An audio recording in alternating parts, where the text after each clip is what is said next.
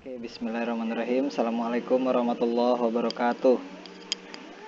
Waalaikumsalam warahmatullahi wabarakatuh. Alhamdulillah, kita bisa melanjutkan lagi kelas pelajar yang kedua. Jadi, yang sekarang kelas yang kedua temanya tentang strategic brand ya, kalau kita lihat yang kemarin itu. Mm-mm. Oke, jadi langsung saja kita mulai kelas kita pada hari ini dengan membaca basmalah bersama-sama. Bismillahirrahmanirrahim. Bismillahirrahmanirrahim. Selanjutnya, kelas akan dibawakan langsung oleh pemateri kita, yaitu Kak Riza. Waktu dan tempat saya Ya, persilahkan. terima kasih. Jadi, Bismillahirrahmanirrahim. Assalamualaikum warahmatullahi wabarakatuh. Waalaikumsalam warahmatullahi wabarakatuh. Ya, Waalaikumsalam warahmatullahi wabarakatuh. Alhamdulillah kita sekarang sudah masuk di hari kedua ya.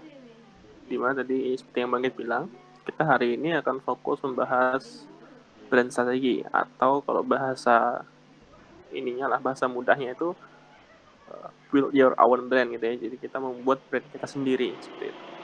Nah, goalnya ya jelas. Jadi teman-teman setelah dari sini, teman-teman mungkin bukan tugas ya, karena ini keharusan ya. Kalau teman-teman mau serius berbisnis, itu pasti teman-teman akan bikin segera gitu ya. Bahkan saat mendengar materi ini pun, ya teman-teman sudah mulai muncul ide-ide gitu ya tentang brand apa yang akan dibangun seperti itu.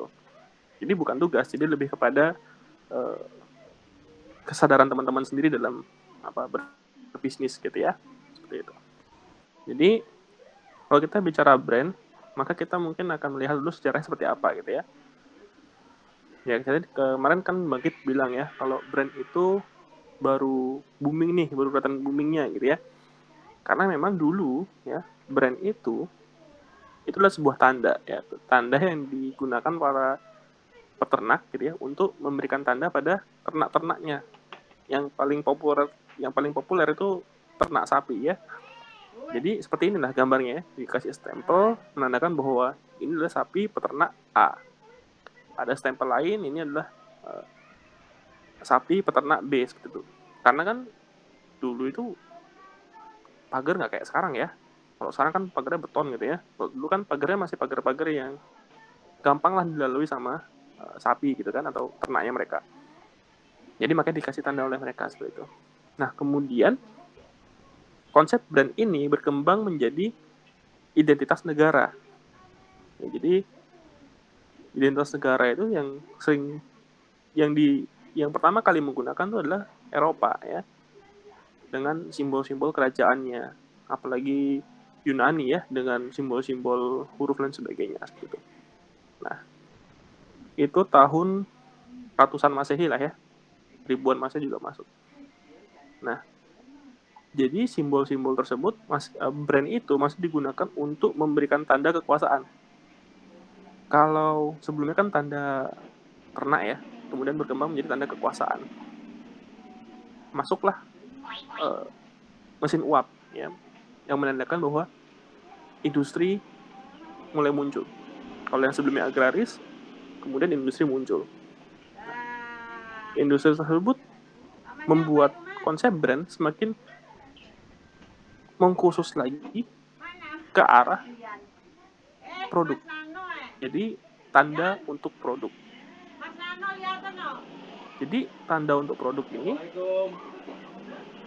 yang masih banyak dipahami sampai sekarang.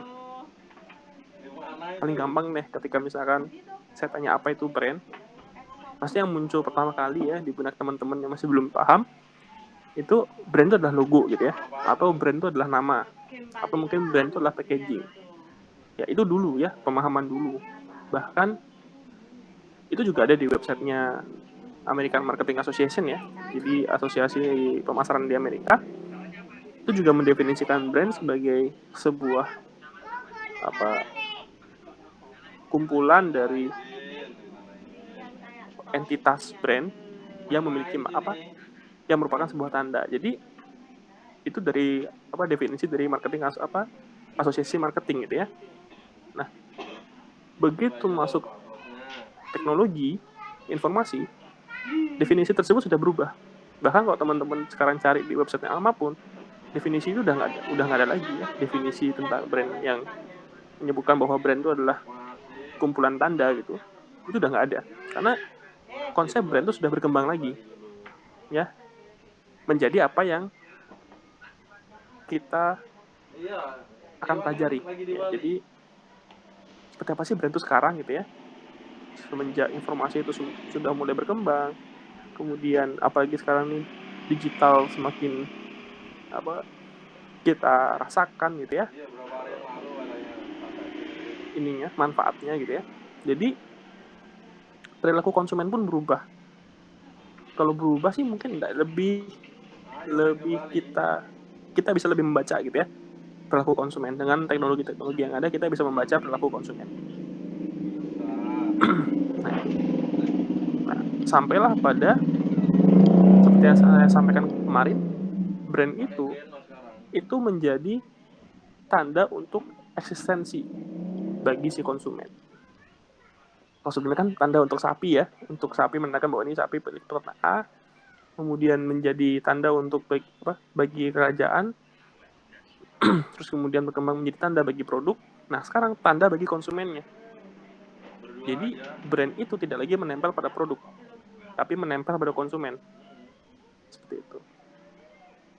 Makanya kalau teman-teman lihat sekarang ya di komunikasi perusahaan-perusahaan besar gitu ya, mereka akan mengkomunikasikan dengan cara yang seperti ini ya. Mereka membangun brand dengan membuat si konsumen menjadi siapa, ya. Itu.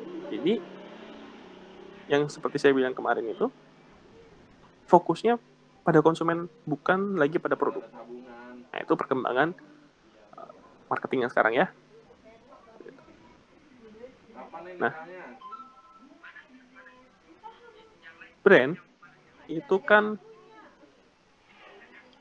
ada pada konsumen.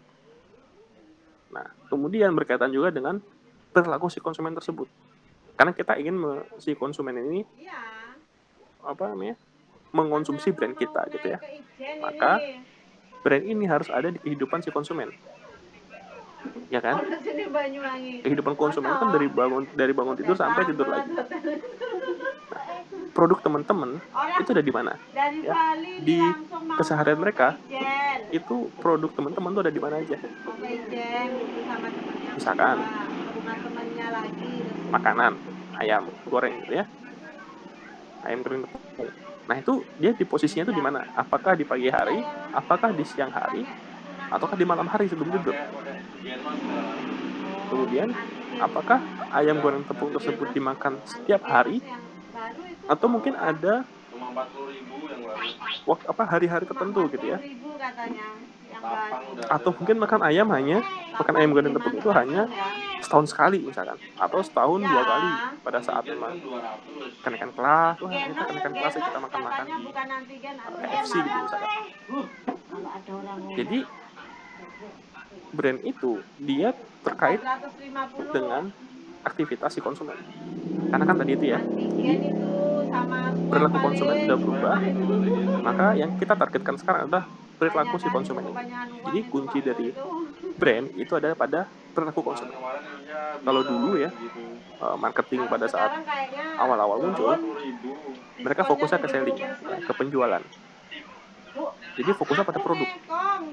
Mindset mereka dulu ketika zaman industri mulai muncul gitu ya, pokoknya produk saya itu bagus gitu. Produk saya bagus, konsumen pasti beli.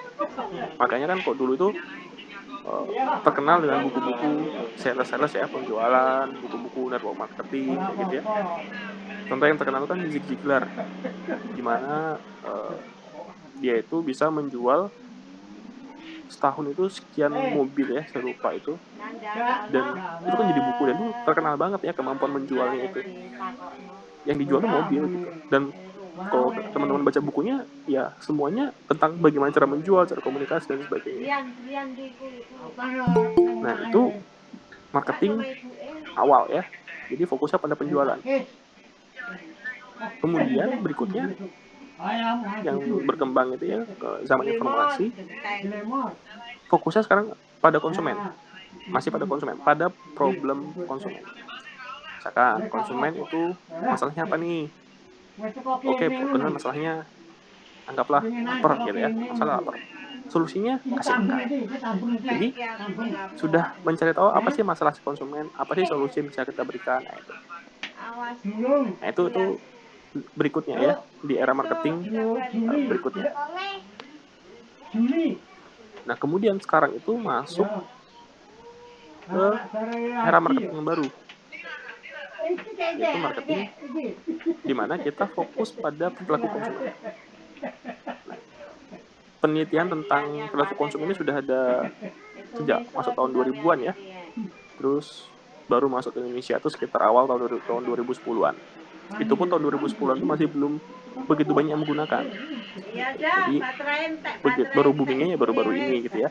Begitu kena COVID, semua orang ke digital akhirnya, baru melek ya. Nah, jadi perilaku konsumen itu semakin kita bisa baca. Jadi sebenarnya Facebook ini sudah memperkenalkan pemasaran ke perilaku konsumen melalui iklan Facebooknya. Cuman memang jarang yang menggali itu. Nah makanya sekarang teman-teman cari tahu nih ya produk teman-temannya ada di mana. Apakah produk tersebut digunakan harian? Kalau Pak B itu bilangnya ritual, karena kalau ritual itu kan sesuatu yang pasti dilakukan, ya, secara berkala. Jadi karena memang nanti saya jelaskan kenapa kok harus ritual gitu ya. Jadi produk teman-teman ini apakah digunakan sehari-hari atau tidak? Atau mungkin digunakan secara mingguan, ritual mingguan. Jadi kayak sholat Jumat ya, sholat Jumat kan mingguan. Jadi kalau teman-teman mau bikin produk untuk orang-orang yang pada hari Jumat itu ya pasti sholat ya, pada hari Jumat itu sholat, apa nih kira-kira produk yang bisa masuk ke mereka? Parfum ya, minyak wangi, pakaian, kemudian apa lagi? Mungkin kalau saya dulu ya biasa ritualnya ya setelah sholat Jumat itu mampir ke warung ya, makan pisang goreng, minum es dawet ya kayak gitu-gitu. Jadi itu ritual mingguan. Atau mungkin ritualnya tahunan, ulang tahun, kenaikan kelas, pembagian rapot, ya. Jadi produk teman-teman itu lakunya bakal laku tahunan. Kayak saya itu ada jasa pembuatan website, di mana pemakaiannya memang harian, cuman pembayarannya kan tahunan. Sebenarnya ada yang kurang nih bulanan ya. Nah, apakah bulanan ya, ritual bulanan? Jadi konsumsinya itu hanya setiap bulan ya, setiap bulan. Atau malah ritualnya hanya seumur hidup sekali. Artinya teman-teman hanya bisa jual produk ke satu orang cuman sekali aja. Contohnya apa? Sunat. Nggak ada kan orang disunat 2 kali. Ya, jadi hanya sekali gitu ya. Ritualnya seumur hidup sekali. Jadi kalau teman-teman mau jadi tukang sunat, ya susah ininya leverage-nya atau peningkatannya sulit. Karena kenapa? Konsumennya cuma sunat seumur hidup sekali gitu ya.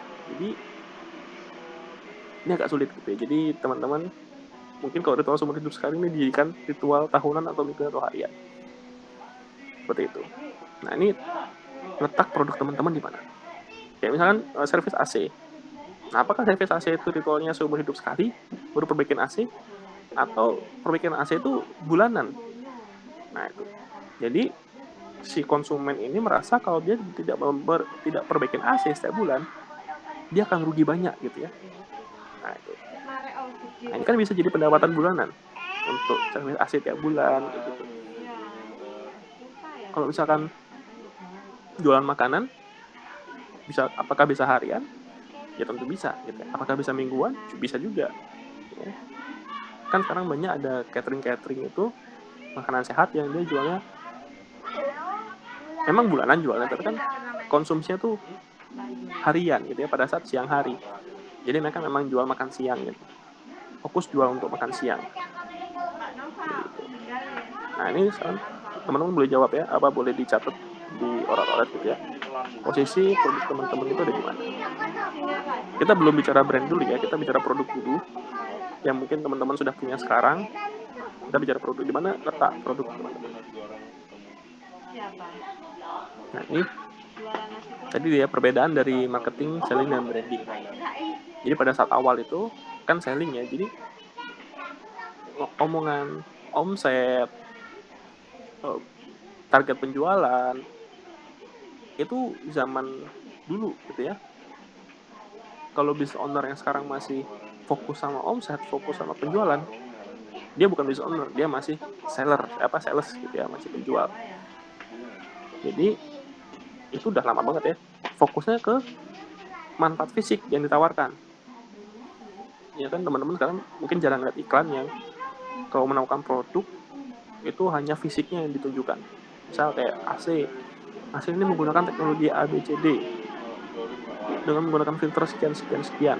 Nah itu fokus ke penjualan, jadi memperkenalkan fisiknya gitu ya. Yang diperoleh konsumen itu manfaat fisik itu sendiri.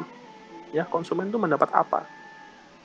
Goalnya adalah closing, jelas ya. Selling itu tujuannya closing, waktunya jangka pendek. Jadi kalau bisa dibilang selling itu demand fulfillment atau memenuhi permintaan. Kalau nggak ada permintaan, tidak ada penjualan. Nah itu selling, kelemahannya selling. Kalau tidak ada permintaan, ya tidak ada penjualan. Karena dia sifatnya adalah demand fulfillment, pemenuhan permintaan. Makanya sekarang kalau ada di organisasi itu, sales itu di bawahnya marketing. Ya. Jadi marketing itu dia marketing itu fokusnya pada market share. Kemudian sama seperti selling, dia memperkenalkan manfaat fisik ke konsumen. Fokusnya juga sama ya, konsumen itu mendapatkan apa. Jadi buat teman-teman belajar marketing itu kan kita masih belajar tentang produk ya, ada 4P, produk, price, place, promotion. Nah itu kan fisik gitu ya, people, process, physical evidence, itu kan fisik, bauran pemasaran itu ya, itu fisik. Dimana fokusnya adalah konsumen itu mendapat apa ya. Goalnya itu demand, permintaan. Artinya marketing ini create demand, sedangkan selling itu filling demand, jadi memenuhi permintaan. Artinya selling dan marketing itu harus jalan secara bersamaan. Marketing dia anggaplah sebar brosur, sales yang closing. Nah marketing itu jangka panjang, dan dia aset yang dibesarkan adalah tangible asset. Ya, sales ya, penjualan, kemudian apalagi ya pokoknya yang dilihat adalah tingkat penjualan. Sedangkan branding itu tujuannya adalah konsumen itu sendiri ya, jadi diri konsumen. Kalau marketing dan selling itu dia lebih ke berapa nih penjualannya, berapa banyak orang yang beli.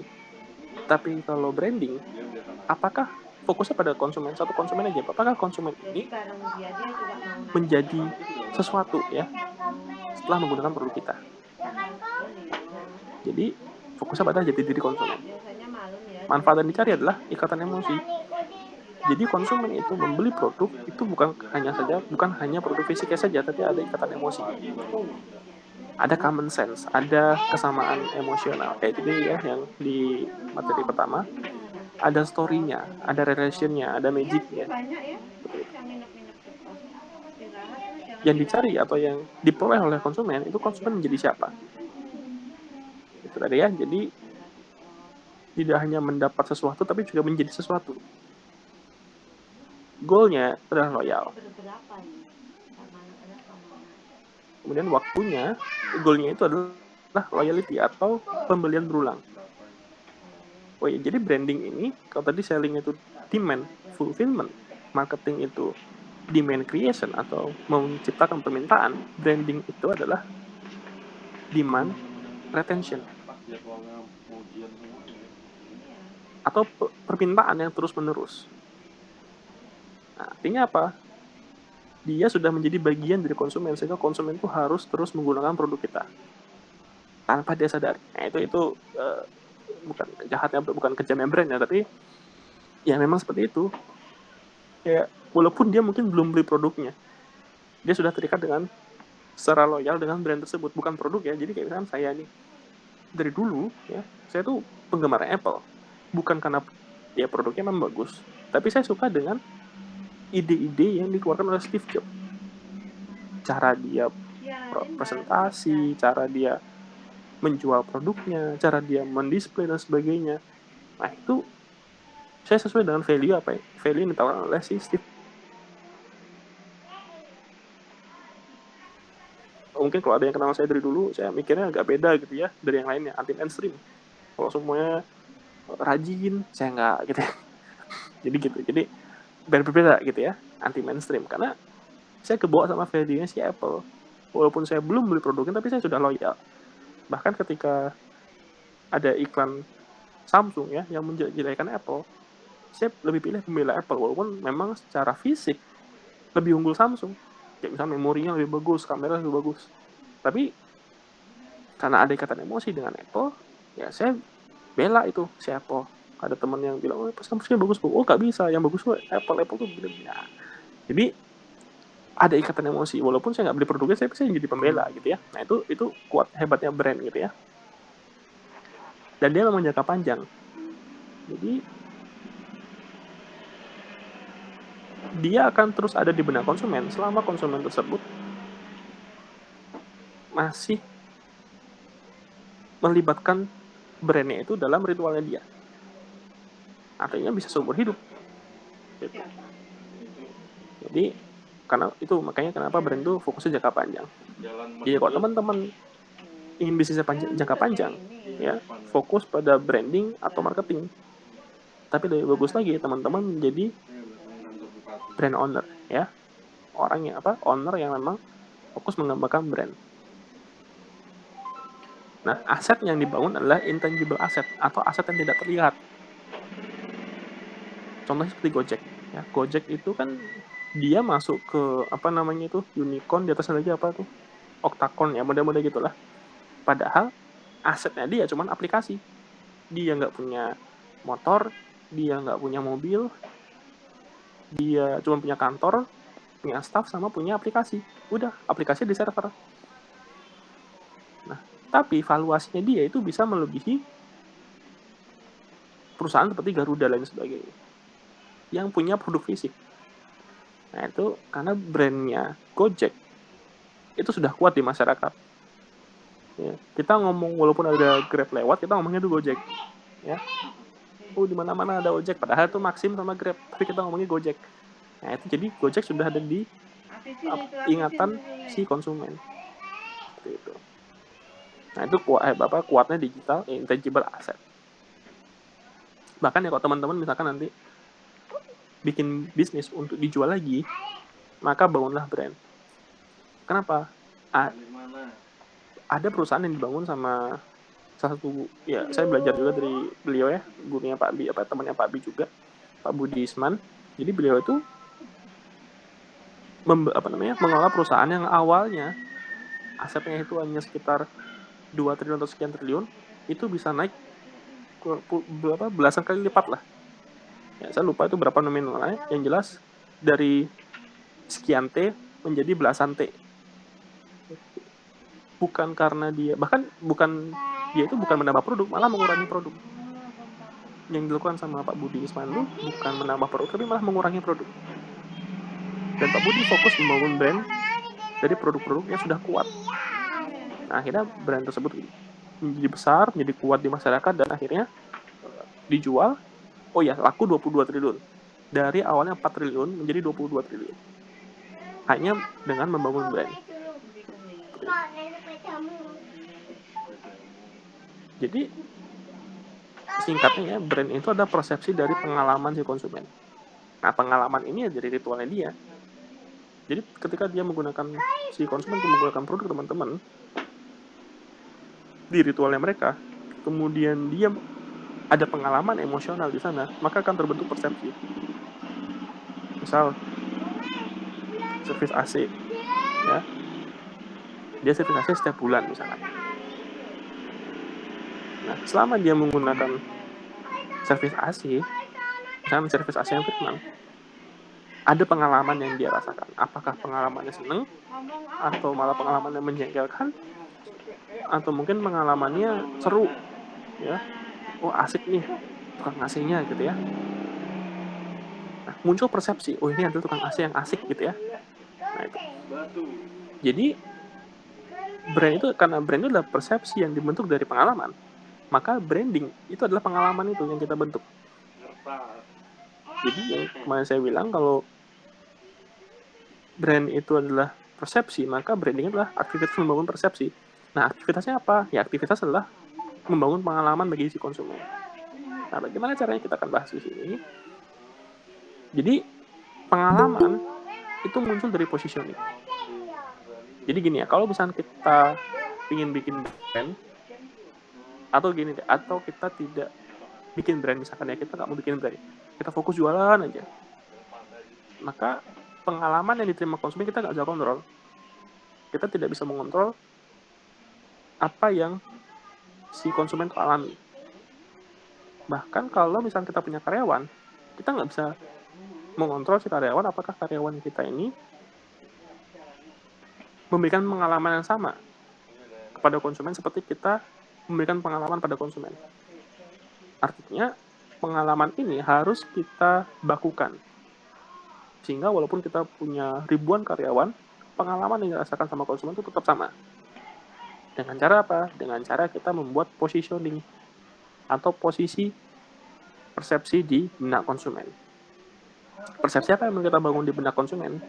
Nah, itulah positioning. Ya, persepsi yang ingin kita bangun itu apa sih? Sehingga nanti akan dituangkan dalam bentuk pengalaman. Ya. Jadi, bagaimana cara membangun positioning? Bagaimana kita menentukan posisi kita di benak pasar, di benak konsumen? Ingat ya, kita fokusnya konsumen, bukan hanya ke pasar, tapi ke konsumen. Makanya saya nanti bilang di benak konsumennya, bukan benak pasar. Pertama kita harus tahu nih, kita main di mana? Market kategori kita apa nih? Konsumen ketika mendengar produk atau jasa kita, di benaknya tuh muncul kategori apa? Misalkan servis AC, yang muncul di benaknya adalah servis AC, ya, servis gitu ya, jasa perbaikan elektronik gitu. Nah, kalau misalkan jual buku, nanti ya market kategori adalah toko buku, ya, market kategori. Nah, kemudian DNA, ada namanya DNA. Jadi DNA ini adalah value yang dibangun sama ownernya, yang dibangun dari idealisme ownernya. Idealisme owner tuh, misalkan kenapa sih kita bikin toko buku gitu? Kenapa sih kita bikin jasa servis AC gitu ya? Kenapa sih, apa yang ingin kita bawa gitu ya? Itu dari kita sendiri. DNA-nya apa? Yang menjadi nilai inti ya, atau bukan nilai inti, yang menjadi pusat nilai, atau apa ya, bukan pusat, nanti ada lagi itu nilai inti, ada lagi. Jadi DNA ini kayak modelnya itu apa ya, sesuatu yang harus ada ya, dan menjadi idealisme gitu, idealisme perusahaan atau idealisme produk, brand atau jasa gitu. Itu DNA. Kemudian ada core value atau nilai inti. Nah, dari DNA ini dikembangkan menjadi core value. Karena DNA ini kan idealisme si owner. Ya, dia muncul dari idealisme si owner. Core value itu muncul dari konsumen. Kita ingin konsumen ini menjadi siapa? Atau kita ingin konsumen ini mendapatkan value apa gitu ya? Atau secara ritual, dengan menggunakan produk kita, dengan menggunakan brand kita, dia bisa apa? Dia bisa menjadi siapa? Core value. Kemudian added value, nilai tambah. Nah, nilai tambah ini untuk memperkuat positioning kita. Dan kalau bisa, nilai tambah ini yang tidak bisa ditiru oleh konsumen. Bisa berupa nilai fisik,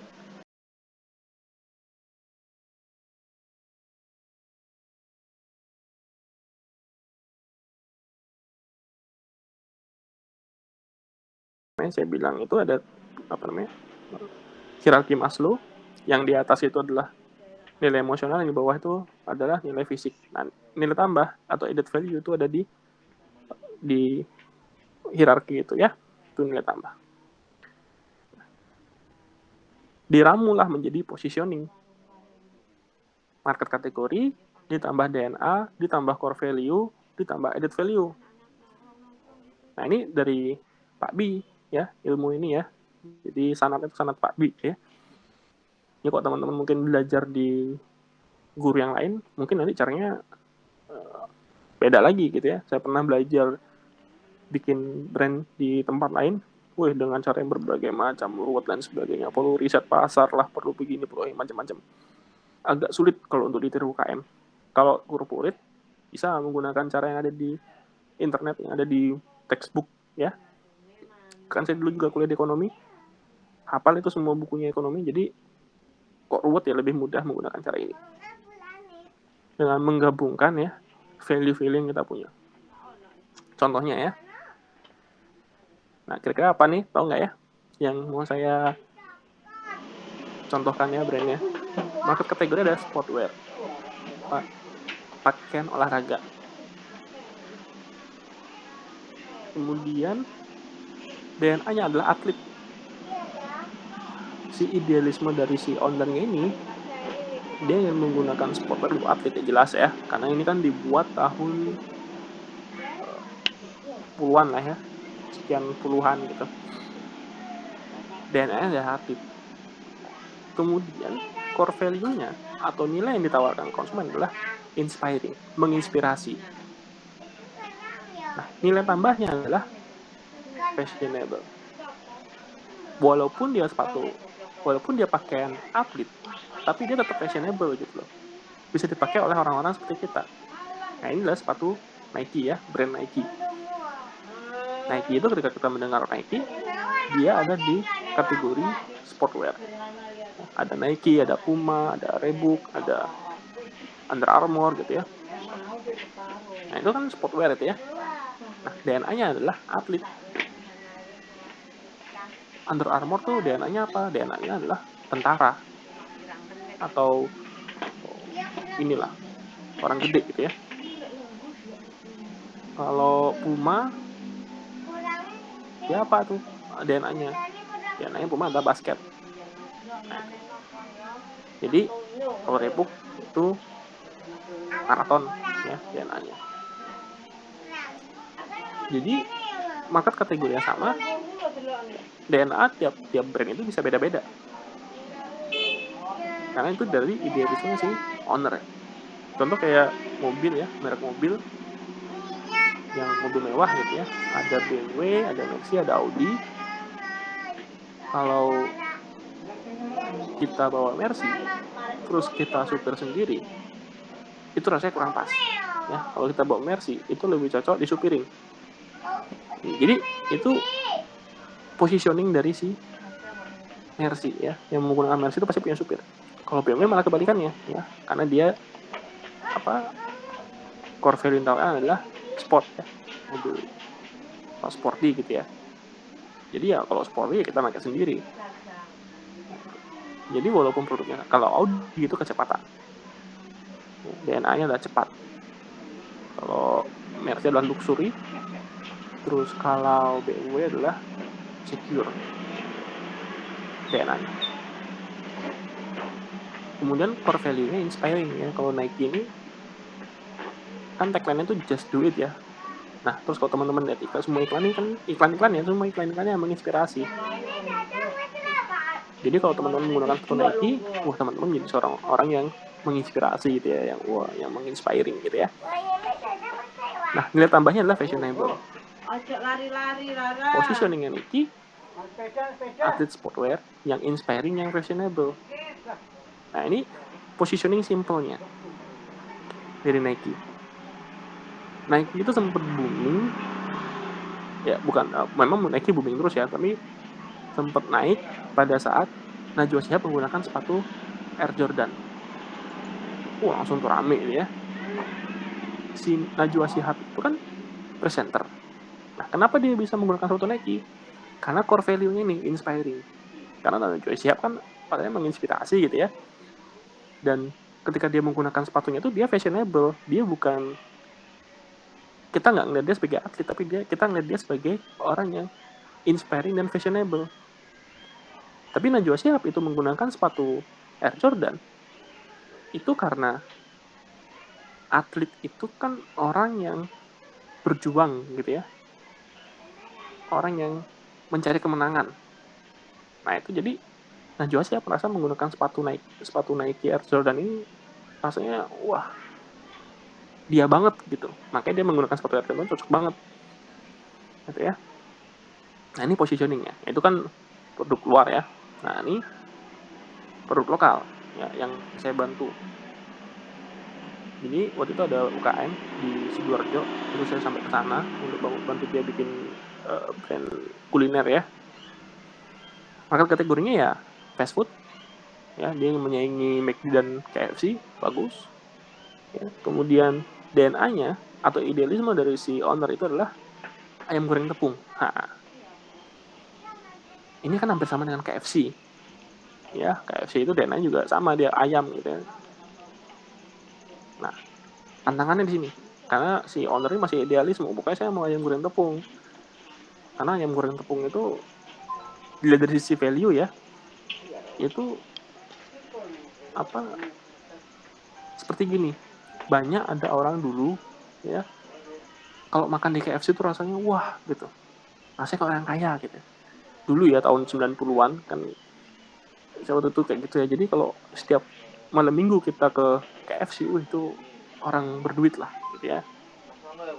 Nah, ini value-nya atau DNA yang ditawarkan adalah orang kecil juga bisa makan tuh. Gak bisa makan ayam goreng tepung loh gitu. Nggak cuman orang berduit aja kayak gitu. Jadi semangat semangat apa, kalau bisa bilang semangat ayam goreng tepung lah, semangat ayam crispy gitu ya. Nah itu biasanya dari si owner ya. Nah core value-nya adalah Nusantara. Jadi value yang ditawarkan konsumen atau si konsumen ini dia akan mendapatkan kesan yang Nusantara gitu ya, yang Indonesiana. Jadi tidak menggunakan sambal cocol yang saus-saus seperti di KFC Melinda, tapi menggunakan sambal ulek gitu ya, ada sambal hijau, jadi sambal ulek gitu. Terus penyajiannya menggunakan ingke, jadi bener-bener yang Nusantara gitu ya. Jadi konsumen itu akan merasakan nuansa atau suasana Nusantara. Kemudian nilai tambahnya anak muda. Jadi supaya lebih kuat lagi, si fast food ini ya, menyasar anak muda. Gitu. Nilai-nilainya adalah nilai-nilai anak muda. Karena dia sifatnya value, jadi nilai. Jadi kesannya itu Instagramable, tempatnya itu staff-staffnya juga anak-anak muda ya, prosesnya itu anak muda banget gitu ya. Nah, positioningnya adalah fast food ayam goreng tepung yang Nusantara yang anak muda gitu. Makanya kemarin waktu itu saya bikin tagline-nya adalah kita banget ya, bahasa anak muda gitu kan. Terus di sana juga warna yang dipakai juga bukan warna kebanyakan seperti warna merah atau warna tidak, menggunakan warna kuning.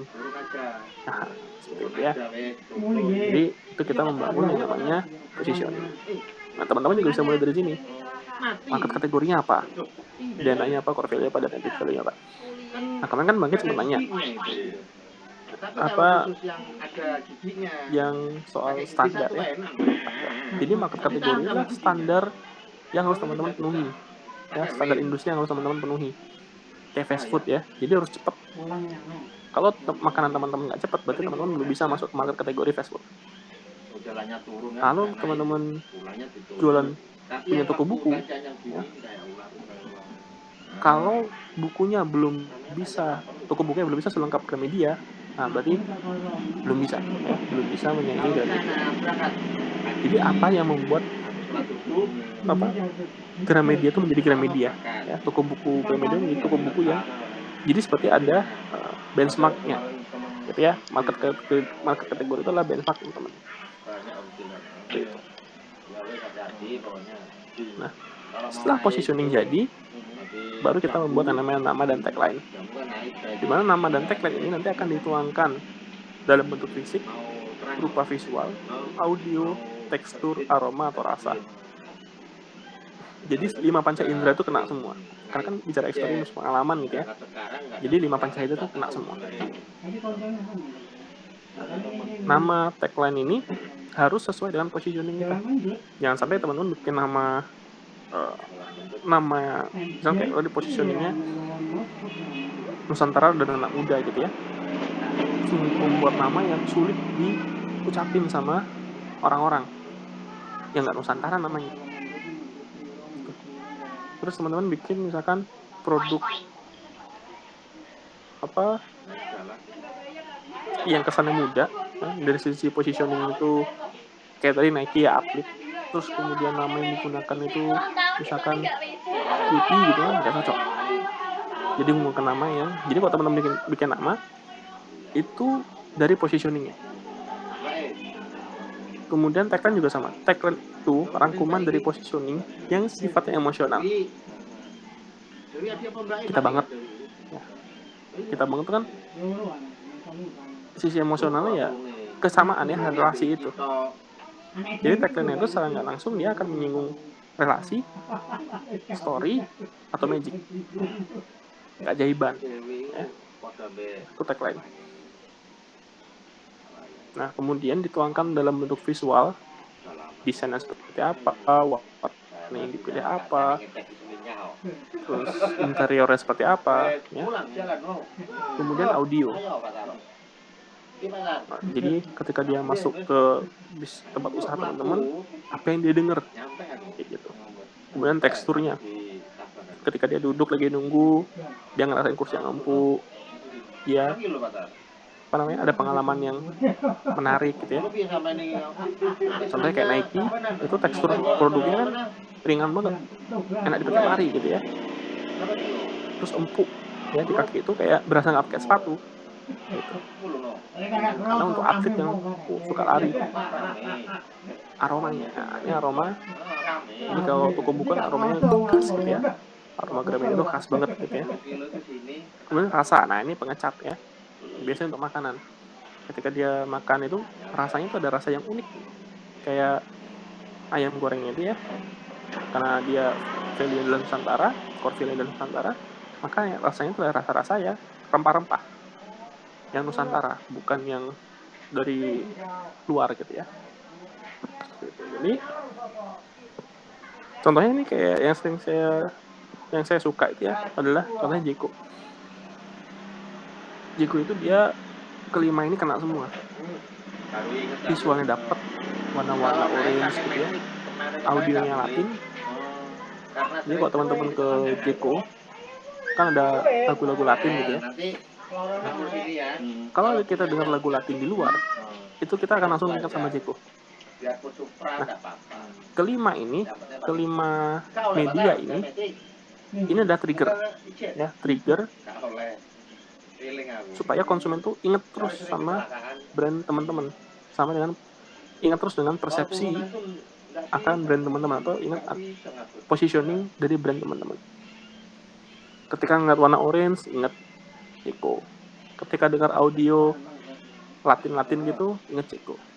Ketika duduk di sofa yang agak berkulit terus empuk, ingat Jeko. Terus mencium aroma vanili walaupun lagi di Dunkin Donat, ingat Jeko. Terus pas makan donat yang empuk, terus ada coklat lumer dalamnya, ingat Jeko. Walaupun mungkin itu bikin teman yang bikinin gitu ya, teman jualan bolu donat bomboloni gitu ya, ingatnya Jeko malahan, bukan ingat produknya dia, karena Jeko ada di posisi teratas untuk donat. Itu contohnya. Itu saya ya. Jadi kalau menurut saya Jeko itu yang di atas. Setelah Jeko baru Dunkin. Setelah itu Donat Rio, setelah itu nggak tahu lah apa. Nah itu yang ada di benak saya. donat yang enak ya Jeko. Karena kalau menurut saya kelima ini Jeko ada semua. Gitu. Nah kalau produk jasa gimana?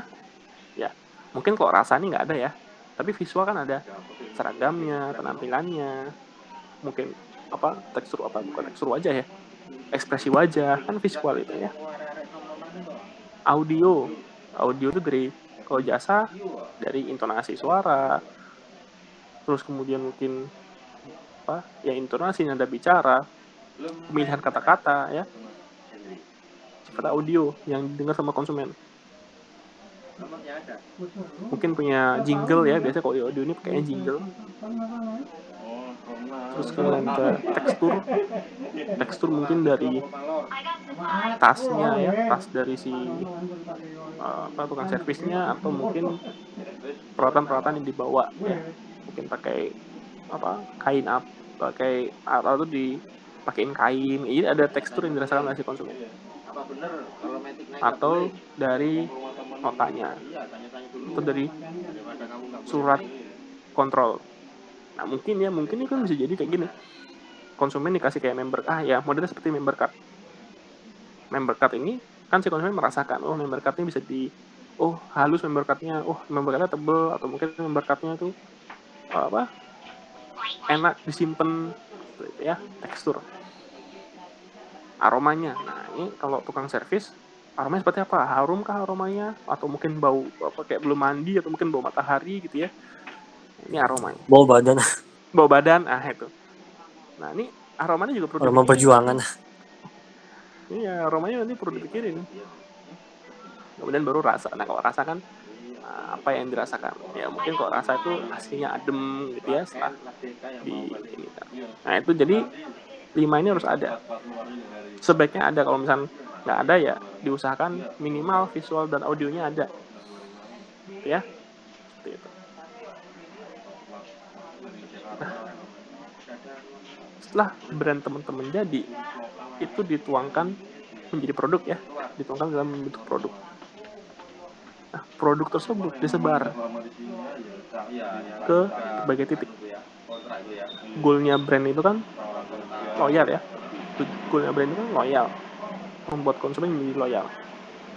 Nah, ini adalah bagian yang dikembangkan sama digital marketer ya. Dia itu sumber informasi untuk para marketer di dunia gitu, dia bilangnya global resource gitu ya untuk para marketer, untuk para digital marketer. Nah, saya melihat value journey yang dia tawarkan itu masuk dalam konsep branding. Kenapa? Karena dia di sini ada 8 langkah ya. Ada namanya aware, kemudian engage, subscribe, convert, excite, ascend, advocate, dan promote. Brand teman-teman dikatakan bagus itu kalau dia engage, kalau dia excite, kagum, dan dia advocate. Jadi yang tengah ini adalah indikator keberhasilan brand teman-teman. Jadi gini, konsumen kan nggak tahu produk teman-teman ya. Kita bikin mereka aware. Dengan apa? Dengan konten-konten kita. Ya makanya nanti teman-teman perlu bikin konten planning. Kemudian karena konten kita menarik, karena konten kita itu ada kesamaan emosional dengan dia, dengan si kita, konten-konten kita ada kesamaan emosional dengan si konsumen, maka akan terjadi engage. Ya, ada common sense itu di engage.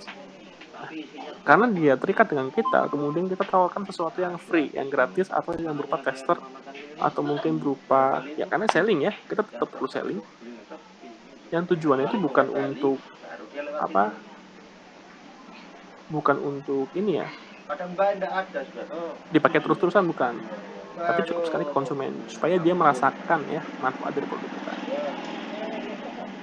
Nah, produk ini misalkan yang kita nggak ngeluarin tenaga banyak lah, supaya dia subscribe, supaya kita dapat datanya dia. Kita dapat datanya, kita minta mereka, kita menawarkan ya sesuatu yang sebagian kecil itu akan membuat dia merasa terikat dengan kita secara emosional. Nah, contohnya apa nanti saya jelasin contohnya. Dimana setelah dia menggunakan produk, kita ya, itu dia bangga ya, excite, bahagia, puas ya dengan produk kita. Artinya ini kayak icip-icip yang wow gitu. Ibaratnya kesan pertama. Nah, dan pastinya setelah dia wow ya, setelah dia excite dengan produk kita, ya secara otomatis dia akan beli lagi. Asen ini ya, terus naik gitu ya. Nah ini cycle muter nih. Kalau misalkan produk kita bagus, dia akan jadi advocate. Nah tentunya dia akan bangga dong dengan produk kita, dengan brand kita. Terus dia akan muter di sini, dan sampailah dia menjadi promotor kita. Tanpa kita harus tawarkan iming-iming apa nanti kalau promosiin produk kita nanti kita kasih komisi gitu ya. Kalau seperti itu dia masih selling, belum branding. Kalau branding, secara otomatis dia sudah mempromosikan produk atau jasa kita. Seperti itu. Nah, jadi nanti teman-teman menurunkan brand itu menjadi 3 produk aja dulu. Ya. Produk pertama itu yang bisa dibagikan secara gratis dengan tujuan mendapatkan data mereka. Kita bicara digital marketing ya. Karena nanti kita akan menggunakan digital platform. Dengan tujuan mendapatkan data mereka. Kalau offline, saya dulu pernah ada suatu momen ya ke pasar Badung. Aduh, tunggu ya. Permainan SDP Pacalbai, Pak.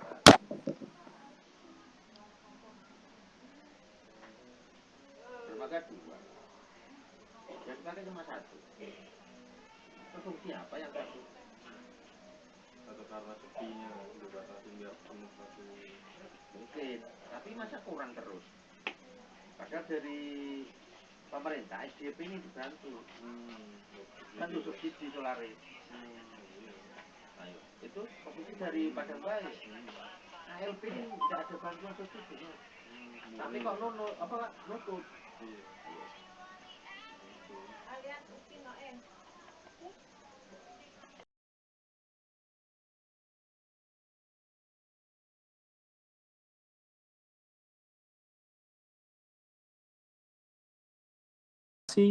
Cover buku, silahkan masukkan email dan kami akan kirimkan inspirasi setiap minggu misalkan. Nah kan free itu ya. Kemudian supaya convert terbatas, hanya untuk Valentine misalkan. Cover buku 1.000 misalkan seperti itu. Nah, kita meminta si subscriber ini komitmen, baik itu berupa uang atau waktu.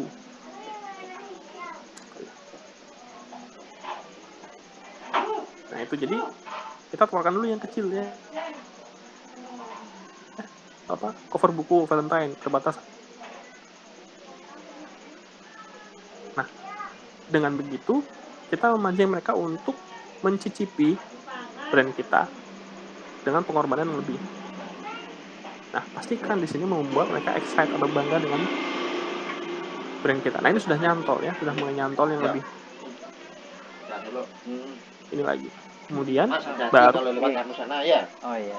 Soalnya kalau metik waktu pulangnya itu yang susah. Ya turun terjal banget itu. Nah kalau misalnya belum punya produknya, dibikin kira-kira apa nih yang bisa membuat si klien itu paripurna menjadi siapanya ya, aktualisasi dia paripurna gitu. Tentu kayak produk Apple ya, dia memang nggak pakai subscribe, dia langsung convert, kita langsung beli. Sekarang dikasih ya kan lewat, kalau dikasih ya tapi ada apa i5 kawan. Ketika kita menggunakan produknya, Kalau metik kan susah. saya produknya bagus nih gini. Kita disuruh beli yang lain ya, kita udah beli MacBook, nanti Apple bilang kita punya produk iPhone terbaru, kita punya produk iPad terbaru, kita punya iCloud dengan sistem terbaru. Ditingkatkanlah value saya sebagai seorang yang anti mainstream atau think different. Dengan saya memiliki smartwatch dengan saya memiliki iPhone, dengan saya memiliki MacBook, dengan saya memiliki iPad, itu charger yang berbeda gitu. Jadi seperti itu. Jadi sebenarnya kalau produk utamanya si Apple itu adalah ekosistem Udah. Apple. Oke, udah. Itu asalnya dia. Contoh lain misalkan ayam Lagi bentar. crispy, ayam itu ya. Lagi bentar Ayam kayak. apa tadi? Tepung bumbu apa ya? Ayam tepung goreng itu. Ayam goreng tepung. Nah, ini yang jarang dipakai sih untuk subscribe gitu ya. Sebenarnya kita bisa pakai untuk diskon. Dapatkan kupon diskon 20% atau misalkan yang dipakai McD beli menggunakan aplikasi free es krim cone. Nah, di sana kan McD ingin mendapatkan data si konsumen. Dengan cara apa? Dengan cara mendaftarkan diri di aplikasinya dia. Jadi setiap membeli sesuatu gitu ya, dapat es krim cone. Nah, itu convertnya. Jadi convert itu ketika orang ingin membeli produk-produk burgernya, produk ayamnya kayak gitu ya. Sekali dia mencoba di McD, ternyata terpenuhi kebutuhan emosinya. Jadilah dia pelanggan tetap di McD.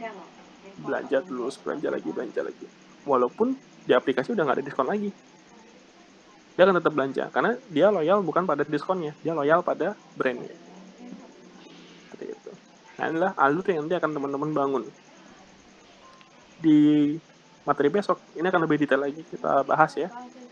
Karena kita di sini akan membahas brand, jadi saya bahas dari sudut pandang brand ya, bagaimana teman-teman menyebarkan brand di perjalanan konsumen. Seperti itu. Yang nantinya tentunya skemanya akan seperti ini. Brand teman-teman ada di sini, ya, ada di website, ada di platform digital. Kalau bisa dibilang inilah digital branding. Ya.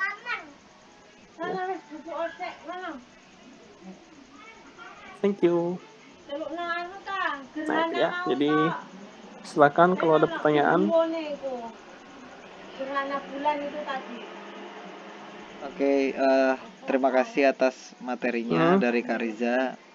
Jadi mungkin teman-teman silahkan bertanya kalau misalkan memang ada pertanyaan.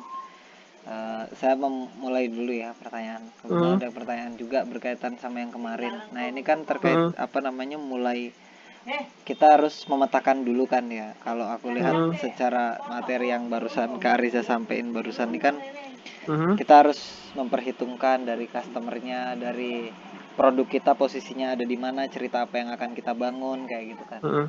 Nah, apakah kalau misalkan kita membangun cerita, sebenarnya ini masih berkaitan sama yang kemarin sih. Ada kan ada dua perspektif lah kalau misalkan dalam membangun usaha itu dengan produk dulu atau brand dulu yang dipentingkan gitu kan.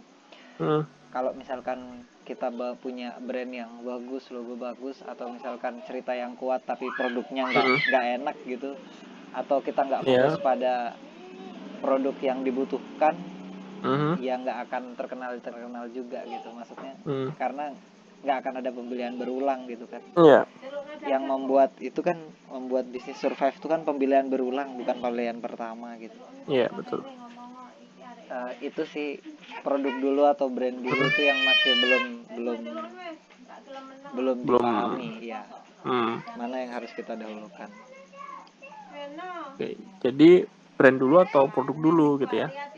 Nah, ini ada dua mazhab dan keduanya sama-sama benar. Kalau kita bikin brand dulu, keuntungannya kita bisa bikin banyak produk. Tapi kalau mulai dari produk dulu, kita terjebak pada produk itu. Contohnya misalkan donat. Kalau kita bikin brand karena kita punya produk donat, maka selamanya kita akan jual donat seperti Dunkin Donat. Tapi kalau kita berangkat dari brand, dari persepsi kita bangun, kita akan jadi seperti Jeko, ya. Nggak cuma jual donat, dia juga jualan brownies, dia jualan velvet apa itu namanya, velvet cheesecake itu kayak macam-macam gitu. Dia juga jualan kopi. Dia bisa juga nyanyiin Starbucks ya. Nah itu. Kayak misalkan kita berangkat, contoh misalkan kayak Bangkit nih ya, berangkat dari produk cover buku. Ya selamanya akan jadi cover buku gitu.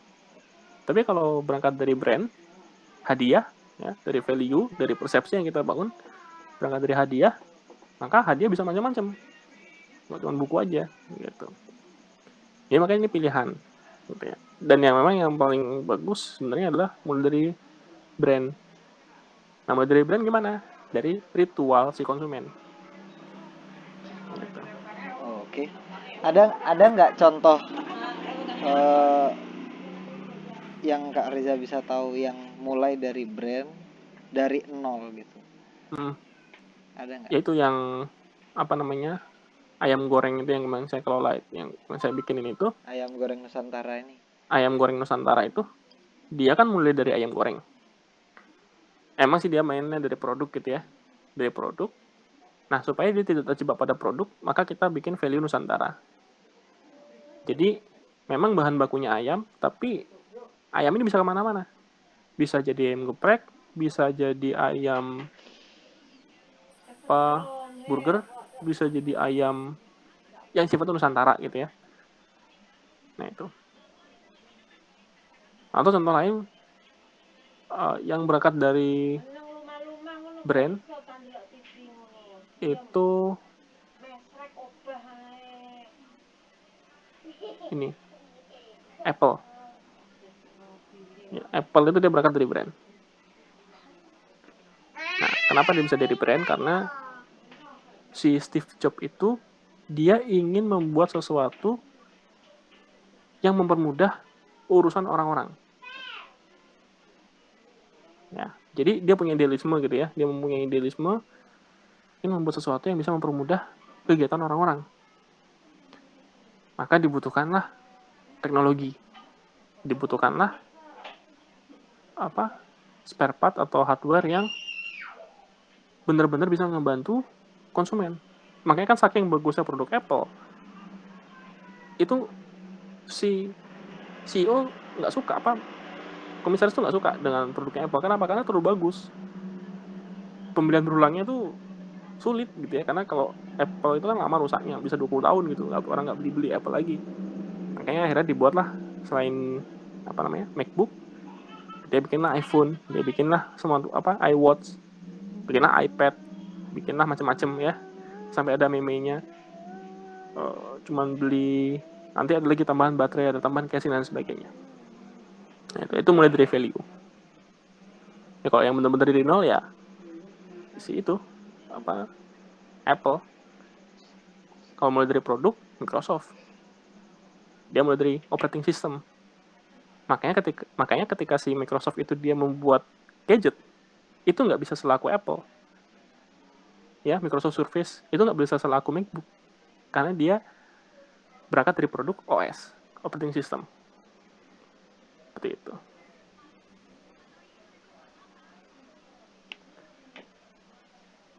Gitu, Kit. Oke, ada yang lain?